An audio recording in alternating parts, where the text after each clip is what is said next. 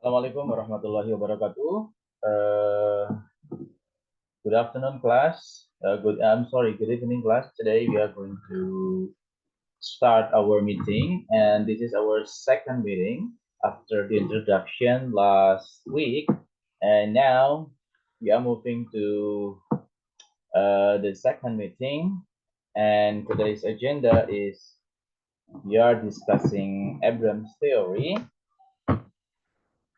Okay, but before discussing the Abrams theory about the mirror and the lamp,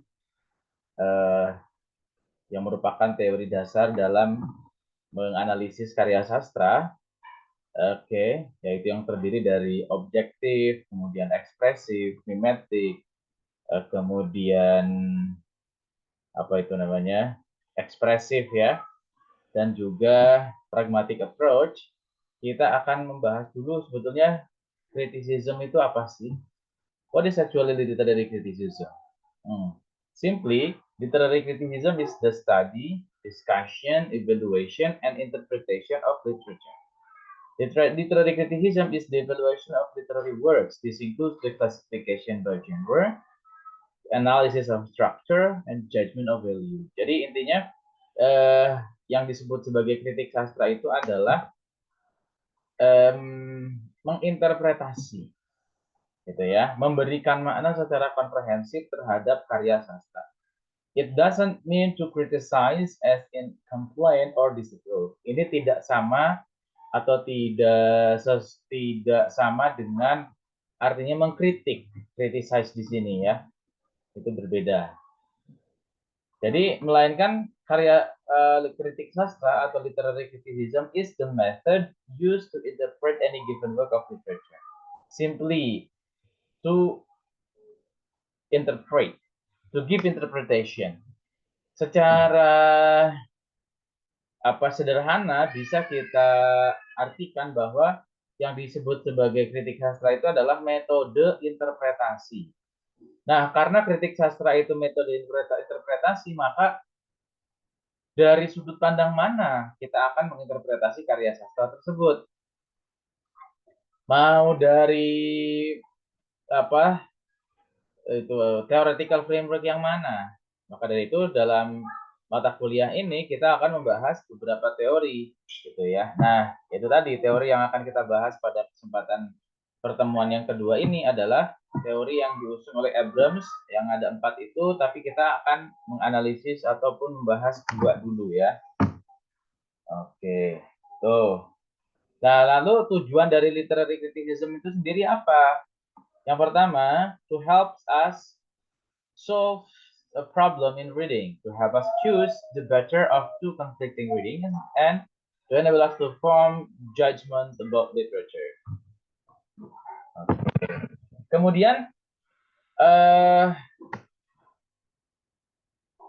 kritik sastra itu tujuannya juga untuk memahami apa yang penting tentang teks ya. Tentang apanya? Tentang strukturnya, tentang konteksnya, sosial, ekonomi, historical gitu ya. Kemudian apa yang ditulis dan bagaimana teks itu bisa memanipulasi pembaca. Nah, ini ya. Its structure itu artinya objektif nih kaitannya kalau dalam pendekatannya Abrams. Struktur ataupun struktur internal, struktur yang terkandung di dalam sebuah karya sastra itu ya. Yang kedua konteksnya. Apakah ada konteks sosial, konteks ekonomi ataupun konteks historical. Nah, ini kaitannya dengan teori mimetik nanti. Dan what is written? Dan sebetulnya apa sih yang ditulis? Ya, yang ditulis tentunya ada penulisnya. Nah, jangan-jangan karya sastra itu merupakan ada ide-ide ya. Karya sastra itu bisa untuk men-phrase, bisa untuk melacak ide-ide ataupun pemikiran-pemikiran yang dimiliki, yang diusung oleh penulisnya. Dan yang terakhir itu, how the text manipulates the reader. Bagaimana teks itu bisa mempengaruhi pembaca. Gitu. Nah, itu sedikit pengantar tentang literary criticism. Kita akan menginjak kepada materi berikutnya, yaitu basic approaches to literary interpretation. pendekatan-pendekatan yang dasar terhadap interpretasi karya sastra. Nah, kali ini buku yang akan kita bahas adalah bukunya M.H. Abrams, yaitu The Mirror and the Lamp. Terdiri dari 4 pendekatan. Yang pertama mimetic, yang kedua pragmatic, and the third one is expressive, and the last one is objective. Oke, jadi kali ini kita akan membahas the theory mimetic dulu ya, the theory of imitation or mimetic. Nah, sebetulnya teori ini bukan, it is not purely produced or proposed by Abrams ya, karena Abrams juga membaca banyak literatur dan terinspirasi untuk mencetuskan pendekatan ini. Nah, teori mimesis ini sudah ada dari zaman dulu sebetulnya ya. Mari kita bahas. Ada beberapa poin penting. Yang pertama, literature is a form of imitation. Dalam pandangan premis besarnya teori mimetik, karya sastra itu dianggap sebagai sebuah imitasi, sebagai sebuah tiruan. Ya. It defines literature in relation to life. It sees literature as a way of reproducing or recreating of life in words, just as painting reproduces or recreates certain figure of scenes or life in outline and color. Jadi simply bahwa menurut teori atau pandangan teori mimetik ini, karya sastra itu adalah sebuah tiruan. Tiruan apa? Gitu ya. Tiruan apa ya? Tiruan dari apa yang dilihat, apa yang terlihat di dalam dunia nyata. Contohnya seperti ini. Ada seorang penulis melihat dunia nyata, melihat kejadian, pelukis deh. Pelukis melihat gunung. Kemudian gunung itu dia potret melalui materanya, melalui inderanya, kemudian dimasukkan ke dalam memorinya. Apa yang dia lihat apa yang terrekam di dalam memorinya, kemudian dia lukis kembali dalam kanvas, di atas kanvas. Kan begitu ya. Nah, bagaimana kalau karya sastra ya? Itu karya sastra juga sama. Ketika seorang penulis hidup ataupun tinggal di dalam konteks sosial tertentu, dalam kurun waktu tertentu, otomatis dia memiliki pengalaman-pengalaman hidup. Nah, pengalaman hidup, pandangan hidup yang dia lihat, yang dia potret dalam memorinya, kemudian dia tulis dalam karya-karyanya. Maka karyanya itu juga merupakan sebuah imitasi dari kehidupan yang nyata. Contohnya mana? We have George Eliot, for example, and Thackeray's novels.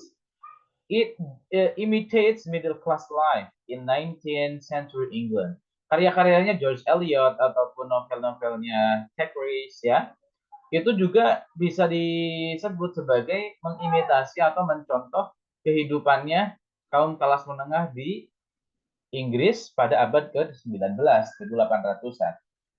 Kalau misalnya orang ini konteksnya kalian orang Indonesia, ketika kalian melihat ataupun membaca Laskar Pelangi, nah Laskar Pelangi itu imitate kehidupan mungkin 1980 atau 70-80-an di Belitung sana, gitu ya.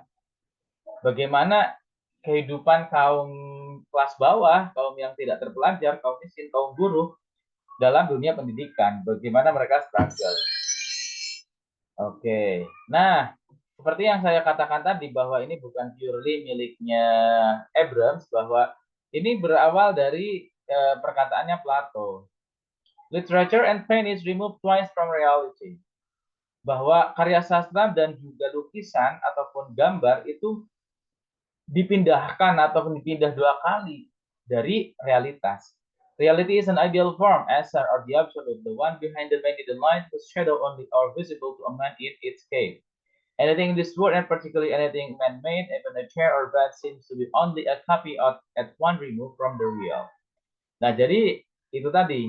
The art which Plato thought as copies of man-made object are only copies of copy. Jadi bahkan kalau menurut Plato terkait konsep mimetik itu bahwa karya sastra itu merupakan kopian yang kedua ketika realitas itu sebagai sesuatu yang ideal, sesuatu yang nyata, kemudian dipotret oleh penulis atau oleh pelukis, kemudian dituangkan melalui kanvas oleh pelukis, ataupun ditulis dalam novelnya oleh para penulis. Nah, jadi karya sastra itu copies of a copy. Aristoteles juga mengatakan hal yang sama, gitu ya. Jadi intinya, literature is a mode of imitation or mimesis. It's simply the copying or the representation of or recreation of life.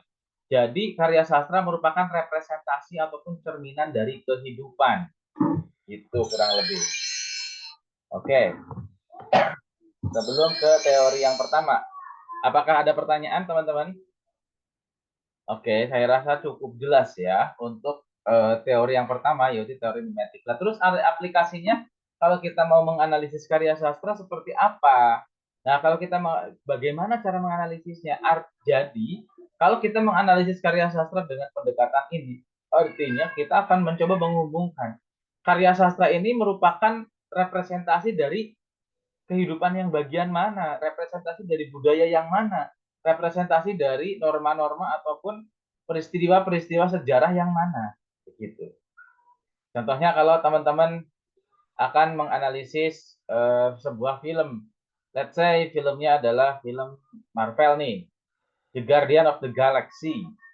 Yang kedua, kita bisa melihat bahwa The Guardian of the Galaxy salah satu scenes-nya di dalamnya itu merupakan representasi dari Gen Z gitu ya, di mana kita lihat salah satu scenes-nya ya, Groot itu ya sebagai representasi Gen Z misalnya. Ya dia main games dan lain sebagainya, bertingkah seenaknya dan lain sebagainya gitu ya. Yang merupakan representasi dari Gen Z. Ya bagus. Oke. Mohon maaf ya kalau ada suara-suara yang masuk ya teman-teman. Kemudian yang selanjutnya kita akan membahas pragmatik. Apa itu pragmatik? Secara sederhana, pragmatik itu the theory of effect. Teori efek, teori akibat. Bagaimana sebuah karya sastra itu memiliki efek terhadap pembacanya atau penontonnya jika itu sebuah film.